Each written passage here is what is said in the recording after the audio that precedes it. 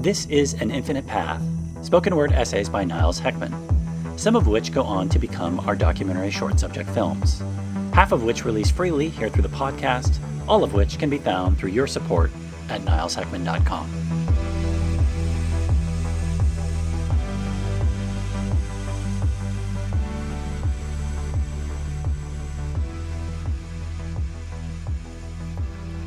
A picture is worth 1,000 words, and the pen is mightier than the sword, are two commonly known expressions, both of which have great validity.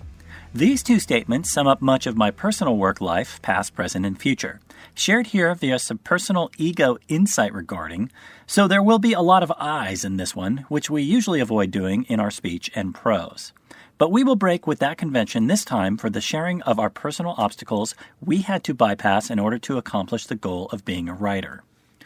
Growing up as an artist and eventually revealed to be a dyslexic kid, I loved picture books, such as comics and graphic novels, but found an obstacle in the written word. My spelling was always terrible, and the public school system did not make writing assignments I had enjoyable. My mom used to help me proofread my writings and then try and ultimately change them into being the voice of her writing. So that was a bit of a source of mom and son tension for many years. As I do appreciate having a parent who was even there to care at all, but at some point I had to learn to write more on my own, as my own voice. However bad my writing voice was at the time. Even into future professional years, it became a personal running joke to myself that no matter how short an email I wrote, there would always be at least one spelling error within it guaranteed, if not multiple ones. As one side effect of dyslexia is the complete inability to see your spelling errors you may have freshly written until you come back many hours later with rebooted, fresh eyes. So as you can imagine, I loved to draw growing up, and I hated to read because I struggled with reading, and especially reading comprehension, in not very interesting subjects. In high school, I was a solid B student, having my second language requirement to graduate waived because of the learning disability, while struggling at scholastic aptitude test subjects, being the main test American kids are required to suffer through in order to get into college. My SAT score was 900-something, if I remember correctly, out of a possible 1,600. If you want to try and go to an Ivy League school without having ultra-rich parents who bribe/pay-to-play/cheat your way in on their behalf, you really need a score of about 1,450. But I excelled at more creative and artistic subjects. At the time, text-to-speech, a technological advance which I've done another essay on called Reading Through Your Ears, speaking to how that little piece of tech changed my life and is the only way I can read and write to a volume that I do today, wasn't yet at the time invented. So with my college entrance scores, I decided to go to private art school, the entry of which doesn't really require any academic accomplishments, but more just the ability to pay your also not very cheap tuition. Eventually getting a job in a professional industry which required very little reading and math, but significant technical knowledge of production pipelines, cameras, and high-end software. Thinking initially it would lead to creative professional roles, numerous years in I became disenfranchised because I realized that wasn't really happening at all and wasn't really ever going to happen down the line. Instead, the field was very technician-based. Many folks I met were cool artists and more creative than accountants per se, but many others were hollow and uninteresting. Vapid blobs that were sitting in front of that expensive and complex-looking software to the layman. These tools take years to learn at a professional level, but the vast majority of those using them were ultimately glorified dial turners in a new type of assembly line.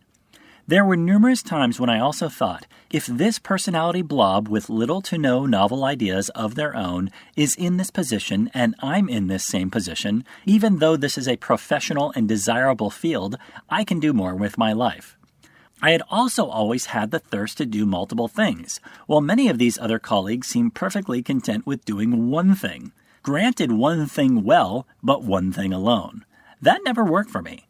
So I did multiple roles professionally, with writing to be another future skill to be added to that list. One realization that dawned on me and would help be a foundational component to my future life philosophy was the dynamic that the larger the company I was at, the more this was the case. For the larger the company, the more compartmentalized it is, and thus the more it could care less about utilizing more of your skill set, while smaller companies are willing to utilize some larger percentage of your skill set.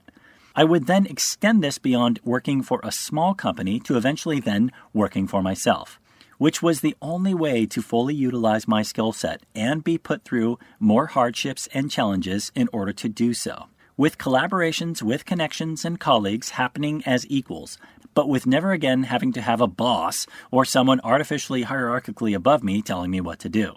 For my main particular art form of filmmaking, which I was to expand more into, I've classified 3 categories of those interested in actually working within the art form as a hobby or profession. There are shooters, which is just a gal or dude who shoots random stuff with a camera. Then there are directors, which is somebody that can actually transform what's on the page into a vision while having worked with actors and been paid to direct them and other aspects of the crew. And then there are filmmakers, who are someone that can both write and direct, using their own stories rather than someone else's. And to do all 3 of those, and not just 2 of the 3, is what truly makes you a filmmaker. Knowing that I could be more of a creative engine who would one day develop their own body of original work rather than just be someone else's hands, and also one day perhaps help others to do so as well. But I was conscious of the dynamic of not just becoming what I didn't like being on the other end of, which is being told what to do and telling others what to do as a boss. Many who want to be in the film industry or who are already in some aspect of the industry simply and egotistically self-title as director, which is them saying they are the creative source that has the vision and they are ready to tell others what to do. For the director is the key creative on a project and holds the overarching vision of a film. But I was conscious not to try and fall into this formula as a self-title. So I never had a cutthroat egomaniac attitude about it, promoting myself around town regarding it, schmoozing with producers about it, and seeking representation for it as an ultimate aim. And nowadays, just like singers and alchemists, there are also directors who have stage names.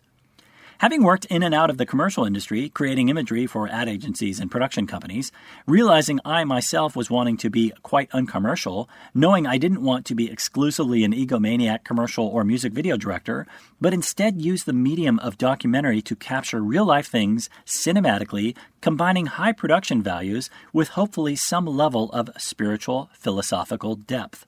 And with the way the world is structured today, that shouldn't be at all hard, right? But all joking aside, in order to break through that major glass ceiling among the many glass ceilings that the conscious individualized pathwalker must face, in this case, in order to be independent and long-lasting, I needed to write. For until I wrote, I was somewhat at the end of the road, in the dead end of an alleyway, if you will. I knew writing would allow me to elevate myself above those pitfalls and canyons and see the whole expansive maze from a higher perspective, float or fly above it, and even completely recode it. That being said, I also would come to realize how empowering it was for authors, novelists, musicians, or even stand-up comedians who could prepare their own written material and directly present it, and not be subservient to outside forces to do so, or be the egomaniac director or wannabe director who ultimately couldn't write. So having been an artist who had the ability to make pretty pictures worth 1,000 words, I knew that I also had a great deal as well to say. And I did not want to express that solely through artistic images alone, but art combined with the written and eventually spoken word. For that had power as mighty, if not more so, than the sword. As the modern technological world is now allowing the spoken word to have as much influence than the written word.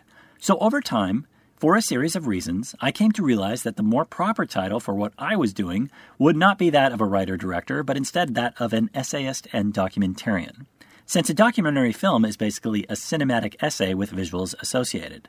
So as I started to become more of a documentary filmmaker, I was simultaneously becoming an essayist. And as both a filmmaker who knew how to work a bit with others and even occasionally with actors to get a natural or authentic performance, I could personally speak with intonations that didn't sound stale or uneasy or forced, and could even do occasional alternate voices and impressions. While also having editorial experience, I could then edit the spoken word well so that it had the right pacing and natural delivery. Thus, I would read out the essays in spoken word form. The documentary filmmaker Michael Moore has actually advocated that the editors of his films are the main writers, as they are piecing together the story very much after the shoot. Since essays are just stripped-down short-form documentaries, and the visual aspect was oftentimes by far what took the longest to create, I knew that I would ultimately write and narrate more spoken-word essays than I could documentaries because they took much less time to create when the visual component was removed.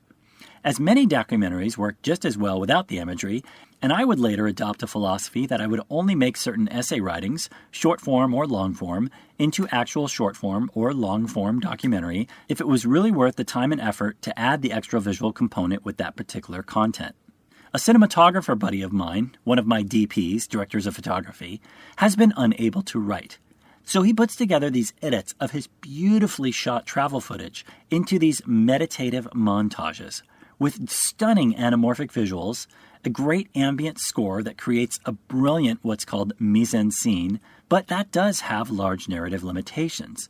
One of my favorite documentary filmmakers, much of whose work I mold a percentage of my own style as being influenced by, Ron Fricke, who made Baraka and Samsara, have oftentimes been hailed as the most beautifully filmed and enjoyable to watch documentaries of all time, yet have little to no script.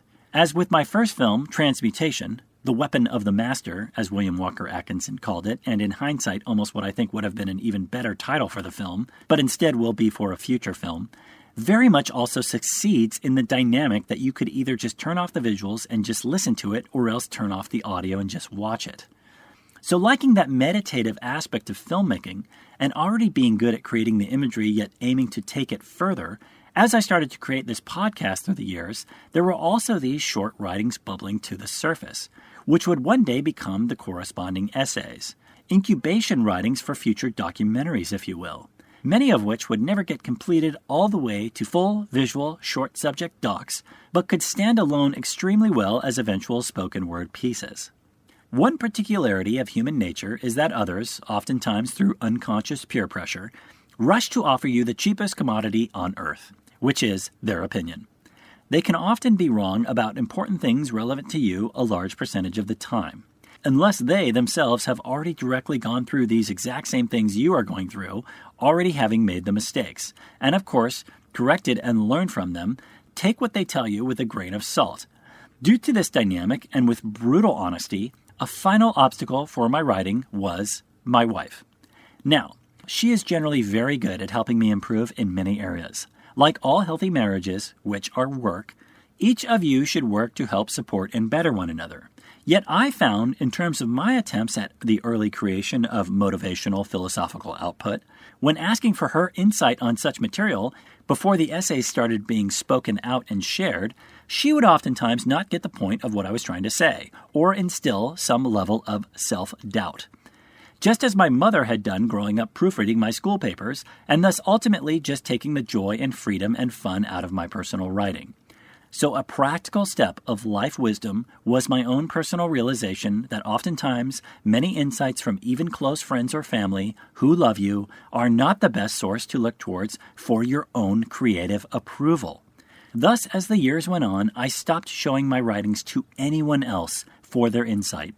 And I'm glad I did too, because as the years have gone on, and the gnosis comes, and the micro downloads of insight or information get documented, if I wasn't writing, or in your case perhaps journaling, or maybe even composing, or painting, or drawing, or some form of documenting or translating, they would be lost. The body of work wouldn't have developed. The flower would not be nearly as in bloom. It should be noted that writing doesn't necessarily mean just written prose. It can be how you choose to use an instrument, brush, or other more technical tool to communicate at a deeper level a compelling narrative and or mythos into your work in order to have something to not only feel, but also say. So a learning disability, the public school system, my mother, and my wife were my biggest obstacles to my writing. You will have a constellation with some overlap of these factors as well, which may be preventing you from your maximized, optimistic, creative individualization in whatever way you choose to output, and will at time make you feel stopped. Yet power through those things. Appreciate their good aspects that may be helping the elements of your personal growth in some ways, but then disregard the other aspects in which they may be hindering you in others. Once I ceased seeking any outside input on my writing and looking only to the internal compass, it was off to the races.